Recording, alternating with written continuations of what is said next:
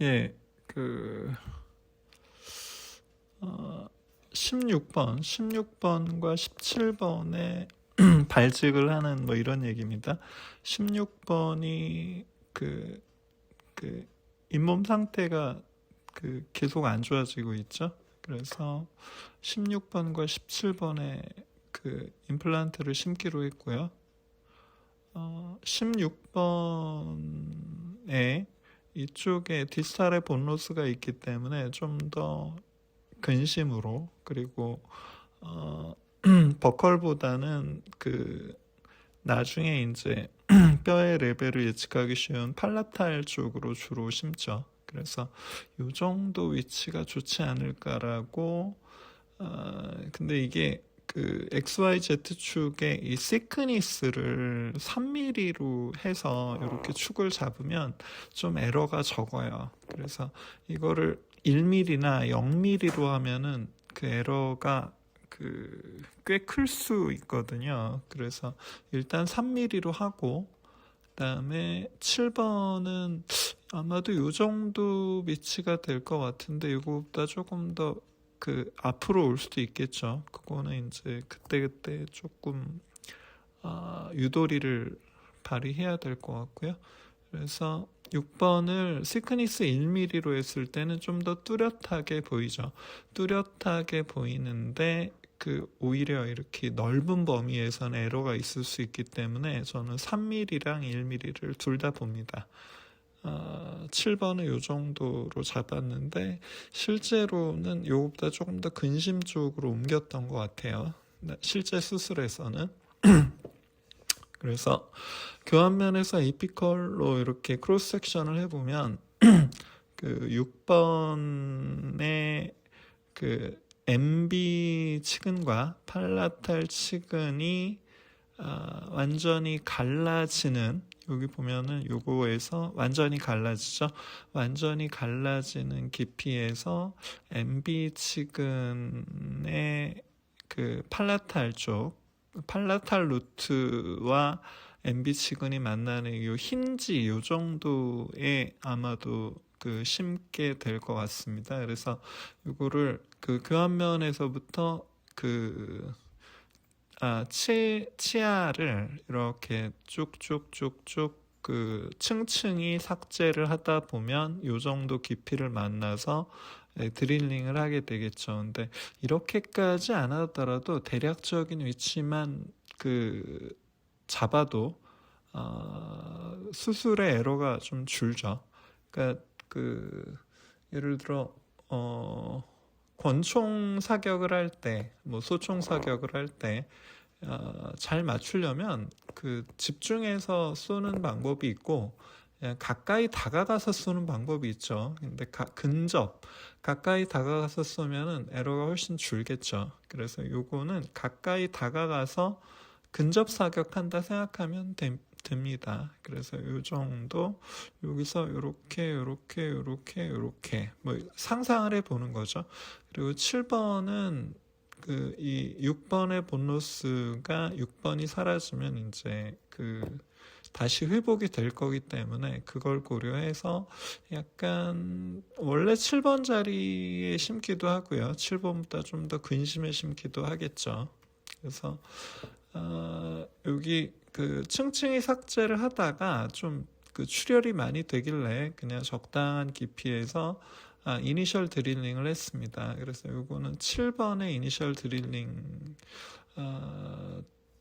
이죠. 그래서 요 정도이구나. 큰 문제 없으면 저는 그냥 넘어가는 편입니다. 6번은 이렇고요.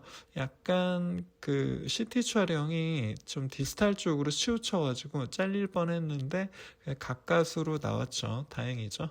그래서 이런 식으로 해서 교환면에서 에이피컬 방향으로 크로스 섹션을 했을 때 우리가 원하는 MB 치근과 팔라탈의 흰 X자 교차점, 수직으로 교차하는 힌지 포인트 요 정도에 이제 들어간 걸 확인을 했죠. 그리고 7번 위치도 요 정도면 별 문제는 없을 것 같습니다. 그래서 뭐든지 이렇게 열심히 계획을 하지만 실제로는 큰 탈이 없는 수준에서 그 적당히 타협을 하죠. 너무 엄격하게 수술을 하려다 보면 오히려 사고가 나죠. 그래서 이게 이제 수술 직후고요. 약간 6번이 약간 얕은 느낌이 있는데 그래도 이거는 다시 또 뼈가 차오를 거라. 우리가 목표로 하는 거는 미래의 본 하우징의 그 적절한 포지션, 적절한 깊이 방향으로 들어가 있는 픽스처를 원하죠. 그래서 요거를 다시 한번 정리를 해보면 이렇게 3mm 시크니스에서는 요 정도고요. 1mm 시크니스에서는 요 정도입니다. 이거를 계속 교차를 해보면은 그 감이 좀 더 잘 오죠. 그러니까 여기도 요게 이제 그 수술 전, 수술 중이죠. 그리고 이렇게 해서 픽스처를 심은 후에는 이렇게 해서 위치가 이렇구나 라고 체크를 했고요. 이게 3mm, 1mm, 3mm, 1mm. 그래서 사진을 모아보면 이렇게 되겠죠. 그래서 크로스 섹션을 교환면에서 에이피컬로 해보면은 요 정도. 자기 수술을 이렇게 리뷰를 하다 보면 그냥 감에 의존하거나 파노라마만 찍는 것보다는 CT 촬영하는 게 많이 도움이 되죠. 그래서 이게 수술을 한 장으로 모아서 이제 정리를 한 거죠. 이니셜, 파이널, 그리고 수술 전, 수술 중, 그 다음 수술 후 사진입니다. 이렇게 모아서 이렇게 자꾸 이렇게 보다 보면, 그리고 나중에 수술 후, 수술 직후 페리에피컬 한 달, 두 달, 넉 달, 뭐 이런 식으로 엑스레이를 찍고 또 보철 로딩 후에 또 뭐 반년 후, 1년 후 엑스레이를 보다 보면 자기 임상을 리뷰를 하게 되겠죠. 그래서 동영상을 보면요.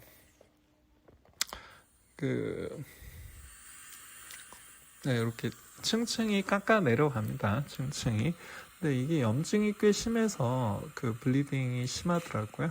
그래서 지금 이렇게 층층이 깎아 내려갈 때 이 치근 벽에 막 오염, 치석이나 뭐 이런 것들이 오염이 막 보이기도 하죠. 그래서 우리가 원하는 건 지금 MB 루트와 팔라탈이 그 X자로 겹치는 그 힌지 포인트겠죠.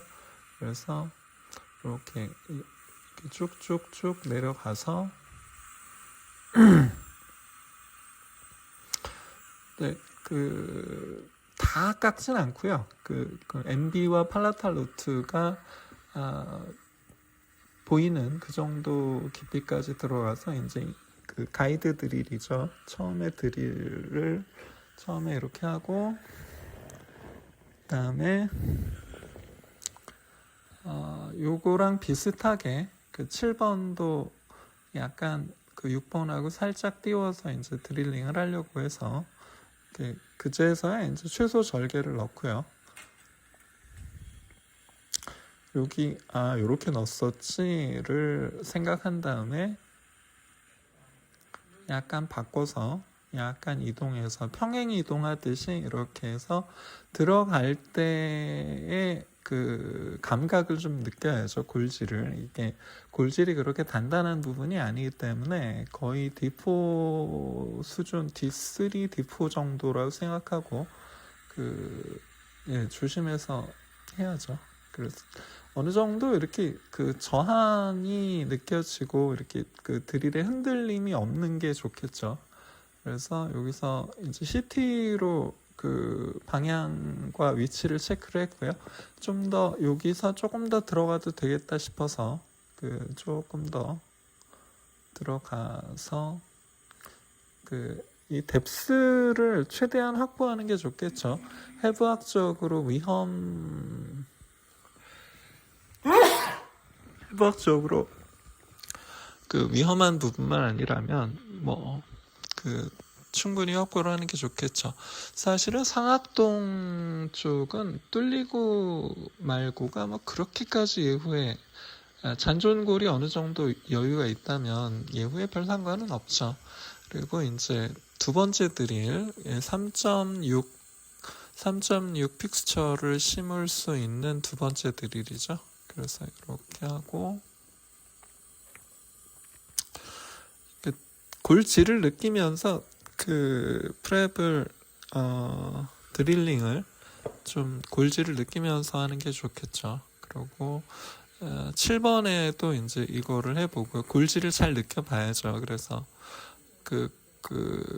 이 4.0 픽스처에 해당하는 그 드릴은 7번에만 쓰고요. 그래서 6번에는 3.6에 7을 넌X 픽스처 3.6에 7을 넣고 7번에는